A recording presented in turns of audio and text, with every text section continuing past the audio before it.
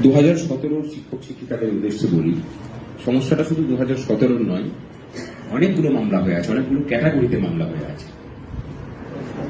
প্রত্যেকটা মামলা সম্পর্কে আমরা ওয়াকিবহাল।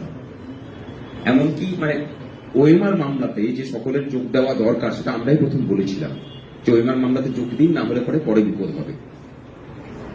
আমাদের সংগঠনের পক্ষ থেকেও ফেসিলিটেট করে কেস করা হয়েছে, লড়াই করছি, কারণ যে পয়সা তারা দিয়েছেন সেই পয়সাতে হয়নি, সংগঠন সেই কেস চালিয়ে নিয়ে যাচ্ছে।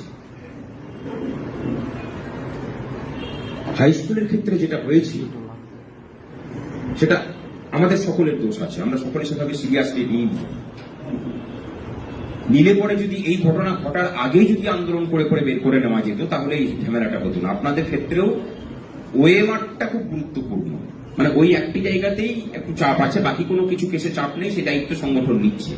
এবার ওএমআর আদায় করার জন্য যে আন্দোলন, আমরা বলছি যে এই সংকট শুধুমাত্র 2017 পর থেকে নিয়োগপ্রাপ্ত শিক্ষক শিক্ষিকাদের নয়।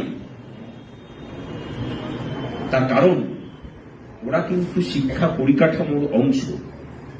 হঠাৎ করে কালকের দিনে যদি এই 70,000 শিক্ষক চলে যায়, শিক্ষা পরিকাঠামোটা তো ভেঙে পড়বে।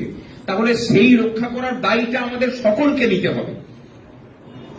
এবং কথা দিচ্ছি যে এই সংগঠন সমস্ত স্তরের শিক্ষক শিক্ষিকাদেরকে নিয়ে পড়ে এই প্রাথমিকের ওএমআর এর জন্য লড়াই করবে ভবিষ্যতে। তৈরি থাকুন। তা পেলে পরে যেটা প্রয়োজন সেটা হচ্ছে সরকারপন্থীদের প্ররোচনায় পা না দিয়ে পথে নামতে হবে, এবং সেই পথে নামা কিন্তু গেলাম আর চলে এলাম এই মানসিকতা দিয়ে হবে না।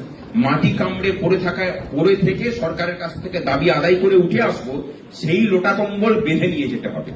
যদি তৈরি থাকেন, এই লড়াই করার জন্য সংগঠন তৈরি আছে, আপনারা তৈরি করুন। আপনাদের সুরক্ষার দায়িত্ব এই সংগঠন নিচ্ছে।